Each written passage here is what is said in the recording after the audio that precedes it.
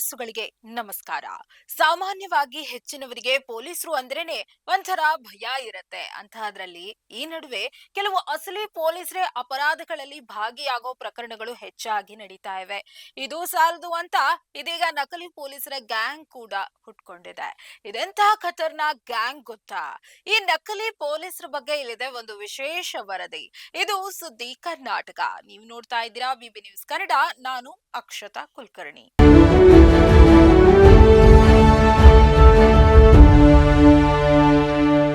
ಬೆಂಗಳೂರಿನಲ್ಲಿ ಪೊಲೀಸರಂತೆ ನಟಿಸಿ ಮನೆ ದರೋಡೆ ಮಾಡ್ತಾ ಇದ್ದ ಖತರ್ನಾಕ್ ಗ್ಯಾಂಗ್ ಒಂದನ್ನ ಪೊಲೀಸರು ಬಂಧಿಸಿದ್ದಾರೆ. ಐಷಾರಾಮಿ ಜೀವನ ನಡೆಸುವ ಉದ್ದೇಶದಿಂದ ಈ ಗ್ಯಾಂಗ್ ಒಂಟಿ ಮನೆಗಳನ್ನ ಗುರಿಯಾಗಿಸಿ ದರೋಡೆ ಮಾಡ್ತಾ ಇತ್ತು. ಪೊಲೀಸ್ ಎಸ್ಐ ಪರೀಕ್ಷೆಯಲ್ಲಿ 2 ಬಾರಿ ವಿಫಲನಾಗಿದ್ದ 27 ವರ್ಷದ ಮಲ್ಲಿಕಾರ್ಜುನ್ ಅಲಿಯಾಸ್ ಪಿಎಸ್ಐ ಮಲ್ಲಣ್ಣ ಎಂಬ ಯುವಕ ಪಿಎಸ್ಐ ಸಮವಸ್ತ್ರವನ್ನ ಹೊಲಿಸಿಕೊಂಡು 3 ಸಹಚರರೊಂದಿಗೆ ಸೇರಿ ದರೋಡೆ ನಡೆಸ್ತಾ ಇದ್ದ ವಿಷಯ ಈಗ ಬಹಿರಂಗವಾಗಿದೆ. ವಿದ್ಯಾರಣ್ಯಪುರ ಪೊಲೀಸ್ ಠಾಣಾ ವ್ಯಾಪ್ತಿಯ ನರಸೀಪುರ ಲೇಔಟ್ನಲ್ಲಿ ಡಿಸೆಂಬರ್ 7ರಂದು ಈ ಘಟನೆ ನಡೆದಿತ್ತು. ಪೊಲೀಸರು ಬುಧವಾರ ಮಲ್ಲಿಕಾರ್ಜುನ್ ಸೇರಿದಂತೆ ಒಟ್ಟು 4 ಆರೋಪಿಗಳನ್ನ ಬಂಧಿಸಿದ್ದಾರೆ. ಬಂಧಿತರನ್ನ Mallikarjun, salesman V Pramod, gym trainer T Vinay ಮತ್ತು ಡ್ರೈವರ್ ಪಿ ಹೃತಿಕ್ ಎಂದು ಗುರುತಿಸಲಾಗಿದೆ. ಇವರೆಲ್ಲರೂ ಯಶವಂತಪುರ ಮತ್ತು ಬಾಗಲಗುಂಟೆ ನಿವಾಸಿಗಳಾಗಿದ್ದಾರೆ.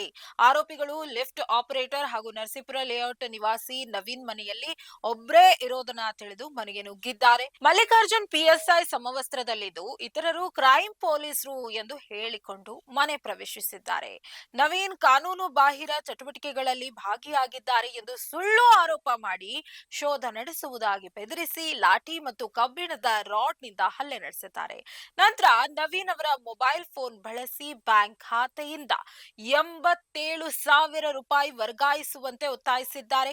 ಅಲ್ಲಿಂದ ಪರಾರಿಯಾಗುವ ಮೊದಲು 53,000 ರೂಪಾಯಿ ನಗದು ಮತ್ತು ಪರ್ಸ್ನಿಂದ 2,000 ರೂಪಾಯಿ ಸೇರಿ ಒಟ್ಟು 1,42,000 ರೂಪಾಯಿ ದೋಚಿದ್ದಾರೆ ಈ ನಕಲಿ ಪೊಲೀಸರು. ನವೀನ್ ನೀಡಿದ ದೂರಿನ ಮೇರೆಗೆ ಪೊಲೀಸರು ಸಿಸಿಟಿವಿ ದೃಶ್ಯಾವಳಿಗಳನ್ನ ವಿಶ್ಲೇಷಿಸಿ ಆರೋಪಿಗಳನ್ನ ಬಂಧಿಸಿದ್ದಾರೆ. ಬಳ್ಳಾರಿ ಜಿಲ್ಲೆಯವರಾದ ಮಲ್ಲಿಕಾರ್ಜುನ್ 2 ಬಾರಿ ಪಿಎಸ್ಐ ಪರೀಕ್ಷೆಯಲ್ಲಿ ವಿಫಲನಾಗಿದ್ರು. ನವೆಂಬರ್ನಲ್ಲಿ ಕಾಮಾಕ್ಷಿಪಾಳ್ಯದಲ್ಲಿ ಪಿಎಸ್ಐ ಸಮವಸ್ತ್ರವನ್ನ ಹೊಲಿಸಿಕೊಂಡು ಜನರನ್ನ ಬೆದರಿಸಲು ಬಳಸ್ತಾ ಇದ್ದಿದ್ದು ತನಿಖೆಯಿಂದ ಬಯಲಾಗಿದೆ.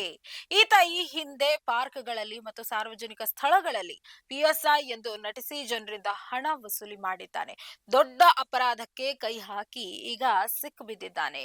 ಪೊಲೀಸರು 45,000 ರೂಪಾಯಿ ನಗದು, ದರೋಡೆಗೆ ಬಳಸಿದ್ದ ಸುಮಾರು 6 ಲಕ್ಷ ರೂಪಾಯಿ ಮೌಲ್ಯದ ಕಾರು, ದ್ವಿಚಕ್ರ ವಾಹನ ಮತ್ತು ನಕಲಿ ಪೊಲೀಸ್ ಸಮವಸ್ತ್ರವನ್ನ ವಶಪಡಿಸಿಕೊಂಡಿದ್ದಾರೆ. ಇದಾಗಿತ್ತು ಈ ಕ್ಷಣದ ಸುದ್ದಿ ಕರ್ನಾಟಕ. ನೈಜ ಹಾಗೂ ತಾಜಾ ಸುದ್ದಿ, ಪ್ರಾಮಾಣಿಕ ವರದಿ, ನಿಷ್ಠೂರ ವಿಶ್ಲೇಷಣೆಗಳಿಗಾಗಿ ಸದಾ ಗಮನಿಸಿ ಬಿಬಿ ನ್ಯೂಸ್ ಕನ್ನಡ. ಇದು ಕನ್ನಡಿಗರ ಧ್ವನಿ.